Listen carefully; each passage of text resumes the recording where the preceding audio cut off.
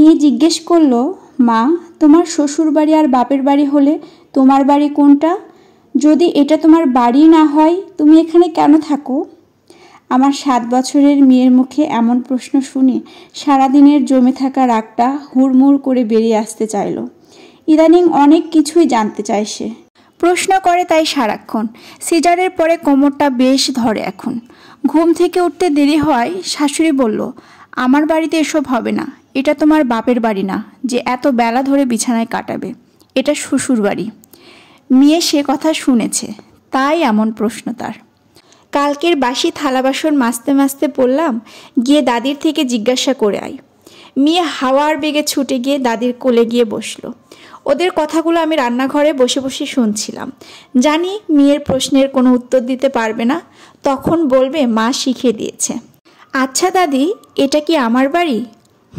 তোমার বাড়ি। বাবার বাড়ি? হ্যাঁ, তোমার বাবারও বাড়ি। আমার দাদু ফুপির বাড়ি? তাই আমরা এখানে থাকি? হ্যাঁ, আমাদের বাড়িতে তো আমরাই থাকবো, তাই না? তো এটা মায়ের বাড়ি না হলে মা এখানে থাকে কেন? তোমার মা কোথায় থাকবে? এখানেই তো থাকবে। মা এখানে থাকলে এটা মার বাড়ি না কেন? এত কথা কে শেখায় তোমায়? তোমার মা? মেয়ে জানে না এ কথার উত্তর কিভাবে দিতে হয়। আমি কথাগুলো শুনে দীর্ঘশ্বাস ফেলে আবার থালা বাসন মাজা শুরু করলাম। চোখের সামনে বিয়ের আগের স্মৃতিগুলো ভাসতে থাকলো ঝাপসা হয়ে।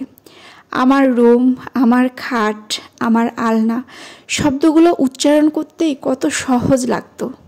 যেদিন থেকে বিয়ে হয়ে গেল সবাই যেন বুঝিয়ে দিল যে না, এটা তোমার বাড়ি না, ওইটা তোমার আসল বাড়ি। কেউ যখন জিজ্ঞেস করে তোমার বাড়ি কোথায়, অন্য সবার মতো আমিও বলি আমার শ্বশুর বাড়ি অমুক জায়গায় আর বাবার বাড়ি অমুক জায়গায়। বাপের বাড়ি থেকে কি দিল? এটা তোমার বাড়ি না, এসব এ বাড়িতে চলবে না। সাহস হয় কি করে? বাচ্চাদের খেলার ছলে দাদা দাদি শাসন করে বলে, বের করে দিব মাকে। এটা আমার ছেলের বাড়ি, তোমার মায়ের বাড়ি না। সবার ভাগ্য এক হয় না। যে বাড়িতে মানুষগুলো আপন করে নিতে জানে সে বাড়িটা নিজের মনে হয়। মাঝে মাঝে মনে হয় আমার বাপের বাড়ি আছে, শ্বশুর বাড়িও আছে, তাহলে আমার বাড়ি কোনটা? এটা যদি কখনো আমার বাড়ি না হয়ে ওঠে, আমি কেন থাকি এখানে? কেন নিজের সব শখ আহ্লাদ শেষ করি শুধু পরের বাড়ির জন্য? আমার বাড়ি কোনটা একটু বলবে কেউ? সময়ের সাথে সাথে যখন সম্পর্কগুলো ফিকে হয়ে যায় তখন বড্ড একা লাগে।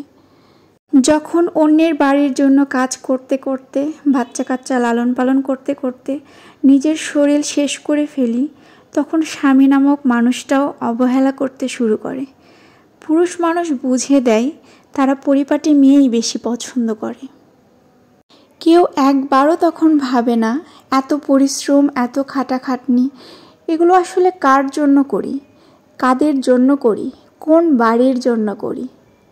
শুধু সময় করে ঠিকই বুঝিয়ে দেয় এটা তোমার বাড়ি না, এ বাড়িতে এসব চলবে না।